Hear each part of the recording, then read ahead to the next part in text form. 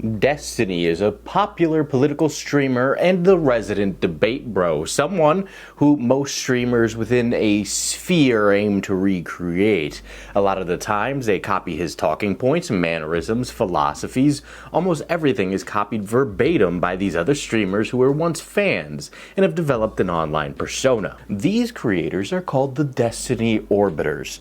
This term is used to mean a creator whose entire presence is centered around Destiny and his extended universe. Basically, any creator who's interacted with Destiny on stream. One such creator is Darius, or Darius IRL. Now, Darius is not considered one of the massive orbiters like Sneeko, for example. He's definitely on the lower end of things when it comes to viewers, but his persona has permeated through the community, and he has a cult following him, much like fans follow Destiny due to his outlandish actions. Water dripping on my leg, and I don't know where the it's from. It's from my monster drink. Oh my god, this is the monster can I peed in, dude. Me. And willingness to do almost anything on his stream.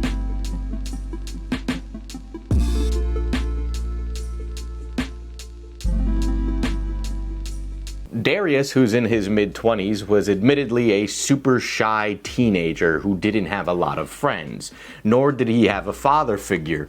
Many such cases in the Destiny community. So he started watching anime as a substitute and would become infatuated with the show Naruto, growing so fond of the character Sasuke that he would LARP as him as he was in school. Around this time, he would also find Destiny when he was streaming on Justin TV. Yeah, are you Jewish by any chance? Okay. Oh, based! Darius became an active chatter within the Destiny community, and eventually Naruto ran all the way into becoming an official DGGer in 2016. He would also make funny videos of Destiny on his channel, and admittedly said he was very parasocial when it came to the man Destiny. Darius is the Rizzler. Is that a wig? Take it off right now. Let's see. Take it off right now. I bet you my ass is not going to treat you like a woman no more. What's in it for me? You want to see what's in it? What if I don't? I mean, you don't listen to Daddy, he's going to get real mad. This is what does I don't listen to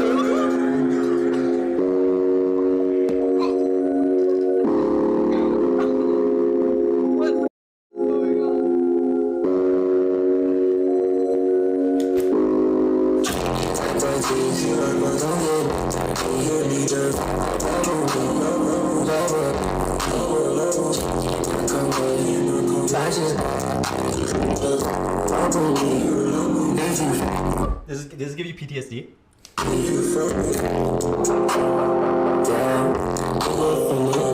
He would gain traction in 2019 when Darius was screenshotted in the DGG chat asking for advice about a sleeping girl on his couch.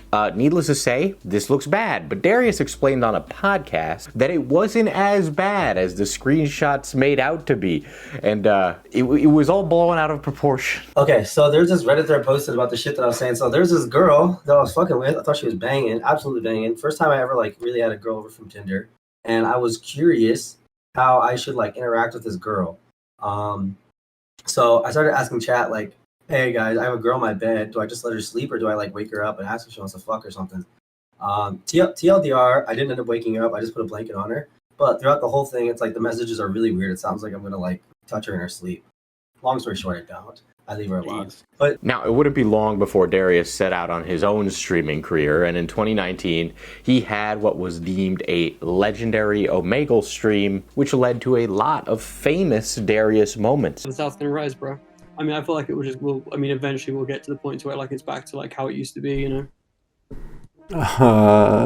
In early 2020, Darius would be living out the dream. He would be interacting with Destiny regularly, and he'd be streaming playing League of Legends with the gnome. Darius would describe this as a surreal experience as they got closer and operated on a friendly basis. Eventually, he ended up tattooing Destiny's face on his arm. All right. Wow, Destiny on my body. Man, did I ever think I'd have that? No, I did not. Destiny himself would go on to describe Darius as a Naruto-obsessed quasi-fuckboy in his community. He would also begin actually hanging out with Destiny's girlfriend, Molina. In fact, Destiny would say in a stream that of all the people in the community that Destiny had met, that Darius was one of the coolest to be around. But he also added the caveat that Darius was one of the most self-destructive people. Now, this self-destructiveness is one of the core things that make somebody gravitate towards Darius. Darius's existence would get him banned multiple times on Twitch. He was banned on Twitch for originally tattooing himself. After being unbanned, he would get banned again for rapping the N-word whilst listening to a Blueface song. However, he was able to fight the ban and appeal it due to him being half black, which he would then get banned again the next day for reacting to a video. He would be banned until 2023 and would finally return. But that wouldn't last very long, as he would be banned from Twitch again in May of 2023. Darius would transition to Kick, where he's been able to find a lot of success. Now, most of the content that Darius does consists of him attempting to rizz women on stream and on social media. It is the Rizzler in action and is the literal personification of the trained guy somehow getting action. Are you gonna come over here? I don't care if you're drunk, it's fine. I'm safe. I have 2 roommates that will make sure you're safe. One is a woman, and then one is a guy, and one's Asian, and the other's white. They're both, it's 2 different races, and I'm black and white, so you know you're in a safe area. Just know you're fine. And I'll give you my address, and you can give it out. You know, I'm a public figure. If I do anything, you can put me on the internet. Do you know what a twitlonger is? If I do anything, you can handle me. So pay attention to me. Stop paying attention to the chat. Do you want to hang out tonight? Please come back, my wife. Everyone misses you. Helena, I love you. I truly love you. You fill the void in my heart and stop the pain. I really need you in my life. You complete me. I would do everything for you. I would sacrifice everything just to be able to spend a day with you. I would drag my balls through a field of glass in order to hear you fart through a walkie-talkie. It didn't say that, but that was the kind of energy that we're talking about here. What makes this really funny is that she has no idea who Darius is. That girl is not me, and I don't know either of these people, and this shit makes me super uncomfy. Oh, you're telling me, sister. Now, needless to say, this kind of Rizzler presence on the internet is very controversial. He's someone who's willing to risk it all for the content and has gone to a great lengths in order to get those successful streams. However, every time he gets close to breaking the Destiny orbiting barrier, he ends up getting lost in the muddy quagmire that is his own mental health escapades. And often these things are shown on the internet for us all to watch. What is this autistic, I post educational stuff in general? You're literally posting on Twitter, woman, spreading your vagina out. What the fuck are you posting ever that is actually like educational and informative? You are actually so fucking retarded.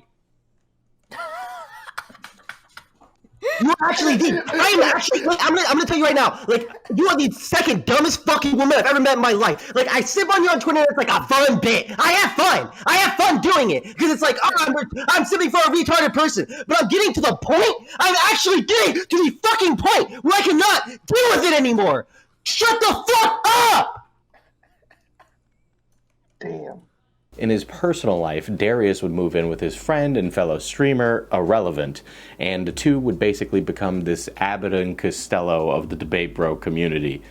He would also begin dating his girlfriend at the time, Sushia, who was a fellow Twitch streamer, DGG member, and OnlyFans model. I haven't checked yet, but I'm gonna guess that there's no father figure in that picture either. I'm just saying.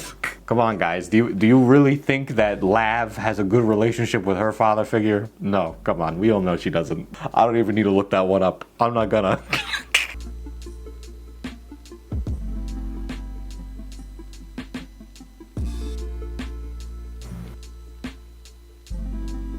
What's the internal thought process like when the tears and the first name calling don't work for you? Does like the anxiety rise, or?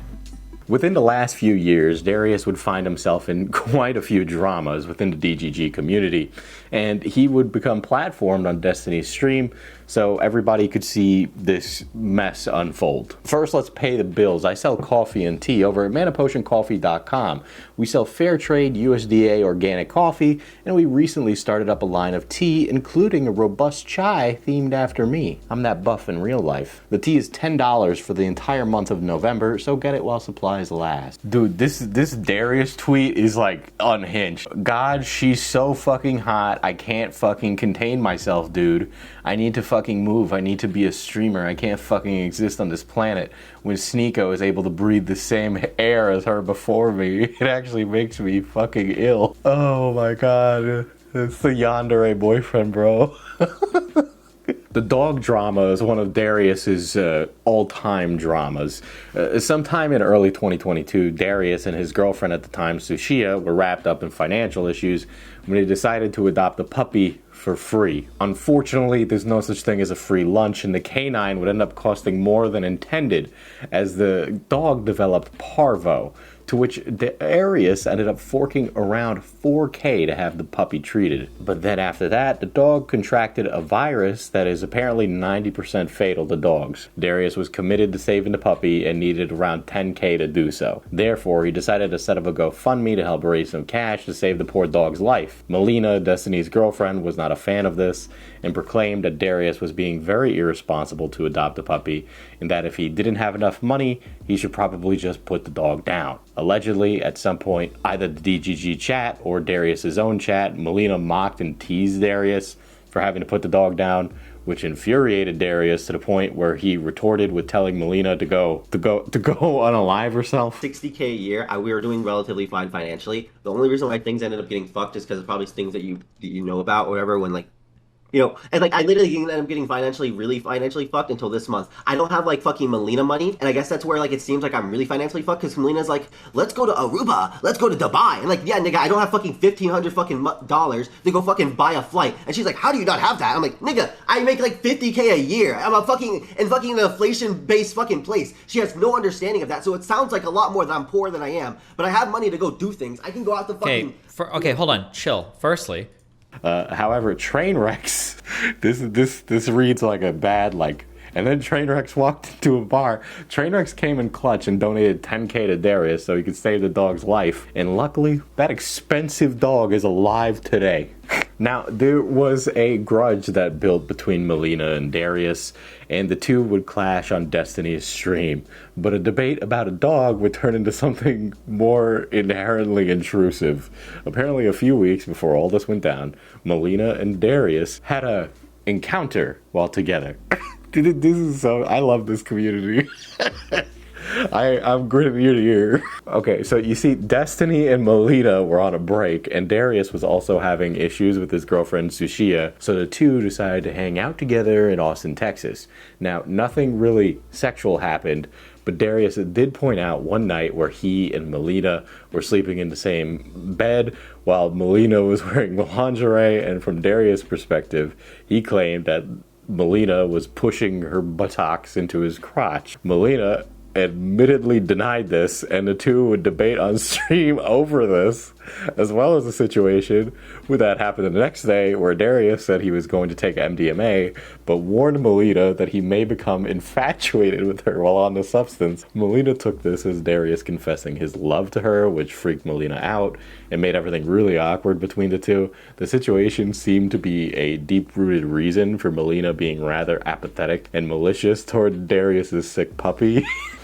The two would continue to argue with each other over this weird autistic blood sport that involves mapping out a ridiculous timeline that happened that night. It would just devolve into everyone talking over each other. Unironically, we're like extending out your leg, putting it on my lap, like, okay, rub this, and then like you're like pushing your back onto me as I'm like sitting on the couch, like, okay, like maybe you rub me, and like as we're sitting on the same couch, and then we're in bed the same night. She's wearing lingerie, pushing her crotch into me, and I'm like. Oh my lord! Oh, these are big accusations, Molina. Oh my god! I'm like, You're I'm like, why, dude? You're so autistic because it's funny that you think this wasn't true. Dude, do you have her luggage? Check her luggage. Check her luggage for the long straight. I can tell you what it was she was wearing. I can tell you, dude. I wouldn't fucking lie about this. You're doing that, and I'm like, okay, like we're not gonna do anything here because I don't know if this is really the point in time because we're like. Oh, even better than that, Molina also revealed Darius's partner Sushia was saying horrible things about him behind his back. Later, Sushia would get dragged in and would pounce on Molina, telling her that she had never talked shit about Molina, yet Molina was saying things behind her back for 9 months. Sushia then told Molina that she would have had to reach out to Darius privately about the dog instead of publicly making fun of him in a chat. When Molina tried to push back, Sushia completely lost it and screamed at Molina due to her being an annoyance and being interrupted. Friendship with them? You should. Molina, stop fucking interrupting me! Oh my fucking god! Stop fucking interrupting me! You complain so much about people interrupting you, and you're so fucking quick to do it yourself. Okay, God chill. fucking damn, Okay. you're so fucking stupid. Okay, the polite thing to do would be to message him and say, "I don't think we're friends anymore." Eventually, everyone would leave as Destiny had plans to do some sort of panel. The drama would eventually dwindle down to the point where everything seemed copacetic, or at the very least, minimally cordial. However, Darius clearly has a type, because Sushia, well, that would become something else. You see, Sushia and Darius had been in a relationship for quite some time. However, the word going around the community was that this relationship was pretty toxic. In a twitlonger from early 2023, Sushia stated that she and Darius met and fell in love in 2021 after being bitter rivals, and that he had actually saved her from her self-loathing and spiteful self. Once they fell in love, they moved in together immediately, and you know all those relationships that happen just super fast like that? Yeah, they always seem to work out, right? Well, this one works out in the worst possible way. So, about 6 months into this relationship, Sushia is reportedly living a promiscuous lifestyle and claimed that she had become sexually compulsive a year into the relationship. She reportedly hooked up with Darius's friend, and when Darius began to suspect something was amiss, she gaslighted him and made him think he was crazy. Eventually, when Darius found out, she apparently broke up with him, but would try and walk that back and try and work things out in a very volatile relationship. But the cheating wasn't the worst part, because all of these things happen on usually Destiny's stream. It happened on a Destiny stream where Darius was featured. Darius would explode on another DGGer named Sejin due to him insinuating that he knew about Darius's financial woes and was making a mockery of it. It began as a meme, but eventually escalated, and eventually the comical atmosphere of the stream began to transition into a confrontation. It was revealed that the reason Sejin knew about Darius's financial issues was because of Sushia telling him after they had been talking in a Discord VC. Dude, I lost so much money doing spy options every day. That was a bad time. You did? Don't worry about it, bro. In like the past 2 years? Are you... Listen, you're working with Sushi, dude. I'm not telling you shit, nigga. Bruh, if you're spending money on stupid shit in the past 2 years, goddamn, you fucking up. You got something on your fucking mind you want to say, huh? What else? What do you mean with the past 2 years? What He's saying that you have financial troubles and you've been spending your money poorly. In the last 2 years, I've been with Sushi, and it sounds like you have some information that you're trying to bring up that you got something to say. It apparently seemed like Sejin was white knighting, and Darius began to really let him have it, explaining that Sejin was only talking and taking Sushia's side and not hearing Darius out. Sushia would eventually join, and Darius would grow livid, and the sound of her voice, and just he would rage at her, and they raged at each other, and it was a humongous argument. Darius would confidently proclaim that Sushia was a liar, and things would get very real as Darius would grow emotional amidst all this public drama. Also, for some reason during this stream, Sneeko joined, which just was really awkward. Once all the emotion had passed and everything had died down, Destiny would end the stream with some sound advice. Much like Naruto, that arc wasn't finished though. The stream would not be the end of it, as things would only get worse when in February of 2023, Sushia and Darius became embroiled in an argument in which Sushia claimed Darius was stealing money from her. This eventually ended up being a misunderstanding with the bank, but the damage was done. And Sushia reportedly continued to harass Darius and allegedly lambasted Darius in a call in which she reportedly threatened to harm him and told Darius to, But of course, this goes back and forth. Darius also accused Sushia of potentially giving him an STD when she apparently cheated on him with Darius's friend. But it was confirmed not to be an STD. She just thought it was possible and that it could have been passed on to Darius. Darius would later confirm that he did not have an STD and that he was filing a restraining order on Sushia. In an interview a couple months after the destructive relationship had come to an end, Darius would say that he regretted putting everything online. Which, I mean, that's a lot. Right? So I could see why he would regret that. Now, girl problems would become a continuous pattern in Darius' streaming career. Sushia would not be the last woman to play with Darius' emotions, and it would just continue on and on as he pines and rizzes after women on stream all the time. But the Thorps is where this gets interesting. Darius would get involved with the Thorp family, and it would go from harmless flirting and content farming to an actual potential relationship, which would lead to threats of unaliving. In fact, it would become so convoluted that the story would be told over the course of a month through multiple streams on multiple different channels. Okay, so without introducing more characters into this with extreme detail, I have to give a short, brief understanding of what the Thorps are, but the Thorps could be a video on their own. So the Thorp family is this catastrophic family from Rhode Island consisting of Ben Thorp, the father. A 6-year-old girl that her dress looked pretty. Ben. I'm a pedophile in the Greek sense, Mike. Lover of children. I love children, especially girls. Ben. Grace Thorp, the daughter, Courtney Thorp, the mother, as well as a younger brother, John. The family treads a thin line between real and fiction and creates a cloud of smoke that smothers the viewers with this weird, dark, fictional testimony involving abuse and incest that's protected within a veil of comical anecdotes. So it's kind of hard to know what's actually real and what's not. So basically, to sum up everything, there's allegations by the brother John and apparently the mother Courtney at one point that Ben Thorp and his daughter Grace are having this intimate relationship. You're killing it, honey. I was rejected. Are we streaming? Why doesn't Grace do anything other than be with her dad? It's so fucking weird. Gabriella, you promised. You apologize, you little bitch. Now, whether or not it's real or part of this fictional family melodrama, nobody truly knows. But, in my opinion, I think they're actually crazy. Darius, being the righteous Rizzler he is, was convinced that he could fix Grace. And my oh my, was that a true Itachi moment. So he began talking to Grace in May of 2023 after she had debated Destiny on stream. Grace had been defending Steven Crowder during this dilemma. This is like when they said the Emperor returns in Star Wars, you know what I mean? So Grace had been defending Steven Crowder during this dilemma with his ex-wife, and Grace had continued that defense while on stream with Darius. Somehow, the two would hit it off and would frequently interact and plan to meet as Darius would fly out to Rhode Island to collaborate with her. Was this two streamers collaborating and making content, or was this romantic in nature? Possibly both. Needless to say, Darius and his viewers, they wanted that family drama. They wanted to see that. Hi. Yeah, I don't want to hug. I have like black stuff on me. Hi. We're like the same height, almost. Pretty much. You're wearing heels or something. Yeah. Yeah. Those are platforms, so they're like there.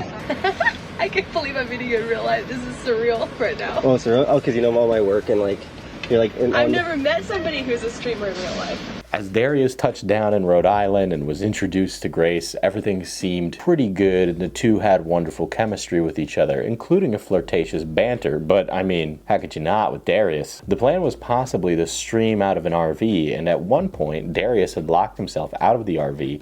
When he tried to get Grace's attention to let him back, she told him he couldn't get back in until she got a $50 super chat. We're gonna be like outside IRL. Oh, I just locked myself out of the fucking house. Oh, fuck. Hey, someone told Grace I locked myself out. Bro, It's he over. locked himself out. He's walking with the socks on. Okay. I think he's running away. Actual retard. I don't know where the fuck I am, dude. I'm in the middle of bumfuck nowhere. We were in that RV and we just talked for hours. She's watching. Can she open the door for me? I just love being around Grace. Like, Grace is legitimately, like, it's been actually pretty game changing being around her. I think I might have found a girl for me. I can't tell if she's doing a Play bit it or up, not. I think Grace. she's doing a bit. Go outside. You scared him, Grace, with that mad outside, shit. Dude, she let me back in the fucking place. My phone's at 26%. Let me in. She wanted to smell the outside. Ben Thorp would eventually be introduced to Darius's stream, and the viewers finally got to see Ben and Darius interact IRL. Everything was going great, but there was a lingering feeling in the air due to all the dark material that's intertwined with the Thorp. Hello, Ben. Is that anything you do to me, he does to you? What does that mean? Anything In the chat. What does that mean? What does that mean explicitly? sexually? He will do to you. I think that was the threat. Well, we're just holding hands. Yeah, we're like two entertainers, and we're nothing more than that. Just two content creators. Well, I know how chemistry works, kids. And it wouldn't be long before that would all come to light. Darius and Grace would decide to head over to where Grace's mother stayed to pay them a visit and create content. As they sat outside, Darius introduced himself to Courtney. Darius would then ask the Thorp children about the grooming allegations between Grace and Ben. Darius apparently wanted to delve into the backstory of the family and hear the mother and brother's side. The brother, John, had all the juicy details and zero hesitation with sharing these things. John would try to explain his perspective, but Grace would continuously interrupt him so she could tell her side. Darius felt like he should hear the brother's side without interruption, and with his agreement, decided to go in the car with John and hear his side. Grace did not seem happy about it, but obliged. John told Darius everything, and Darius listened as John revealed a wickedly dark narrative of him finding evidence of Grace and Ben sexting when Grace was allegedly a minor. Like, him and her sexting.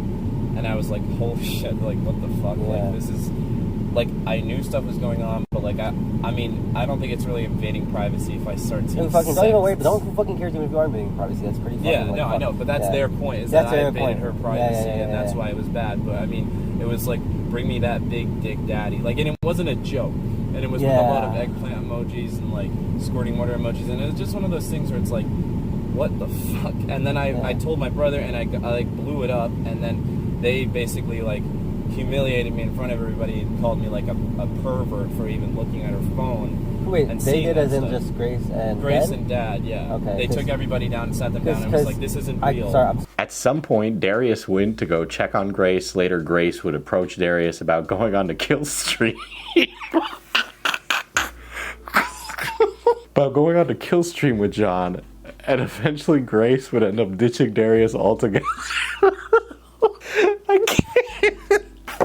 Later, Grace would approach Darius about going on a kill stream with John, and eventually Grace would end up ditching Darius altogether, leaving him with her mother, while Grace went back home and joined a kill stream with Ethan and Ralph to completely embarrass Darius, and would then proceed to burn his clothes in a grill live on air while eating a birthday cake.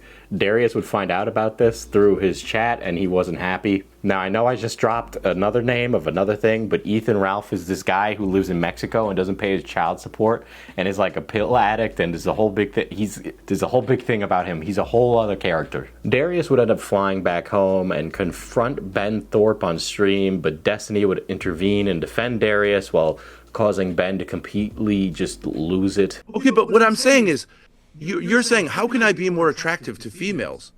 I don't think Darius I would will ever. say I don't that think anybody would ever ask you how to be more attractive to females. I don't think Darius is asking that at all. Why are you here just to shit on Darius? Yeah, and a lot of the girls that I've been with on my stream. I'm here to help have been girls that Darius I've tried and you, Destiny, too.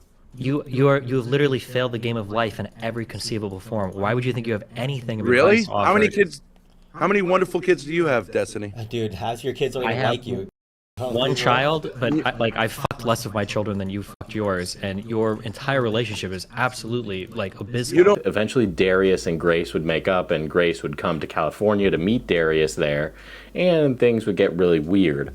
Darius would have a few rather interesting interactions with Grace that didn't seem very kosher. The line between flirting and abuse was possibly crossed, and Darius even slapped Grace across the face. Although it's somewhat consensual, things got pretty weird.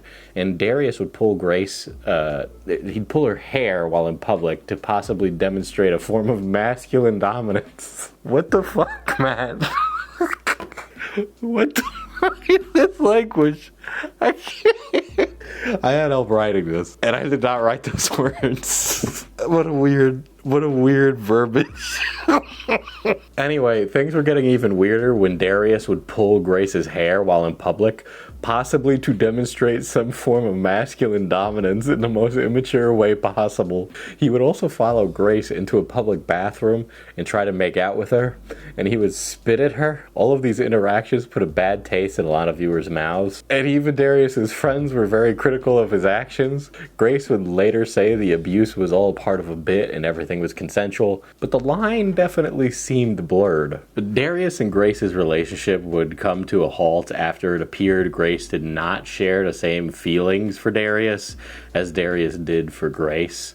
Grace would end up ditching Darius after Darius had made preparations for a date. After that, Darius would just completely spiral. Darius had at one point expressed suicidal thoughts which worried his peers, and Grace would go to Seattle to stay with another streamer. They would interact on stream with Darius, Irrelevant, and Ben in what was a very peculiar stream in which Darius seemed distant and depressed, while ironically enough, Ben Thorp tried to snap him out of it and attempted some sort of mediation between Darius and Grace. Darius would also be lectured by a panel of people, while Irrelevant did his best to defend his friend. The gist of the stream was basically Darius was not over Grace and needed to move past it, because she wasn't into him. However, instead of moving on, he would do a stream with Grace where he would try to get Grace to continue making content with him in what was considered a very manipulative ploy to be around Grace again. His friend Irrelevant felt that this was problematic, and he would live stream with Darius and encouraged his friend to go to therapy. And whew, oh boy, ain't that a roller coaster. Now, Darius would continue to stream, and the influx of numbers from the collaboration with Grace had a great impact on his Kick channel. In fact, during one Kick stream, he was beating out Drake, and he's been doing his best to ride out that exposure while still being incredibly entertaining. I mean, what's not to love about Darius? He's incredibly unpredictable, and that just makes him super entertaining. If he's able to stay in a good headspace as well as keep out of trouble, he'll be more than likely to transition into becoming a force to be reckoned with on a streaming platform. In an interview with Now Recording, Darius said that he hoped to emulate the prolific IRL streamer Ice Poseidon. And honestly, I could definitely see him doing it. But it's also possible that he could crash and burn as well, since the only one who can stop Darius is the Rizzler himself. But with that, only time will tell. Fingers crossed. If you liked watching this breakdown, you should check out the breakdown I did on Too Mad. It's quite the tale and involves plenty of court cases, so check it out. Make sure to like and subscribe. Do you lesbian people use a lot of strap-ons?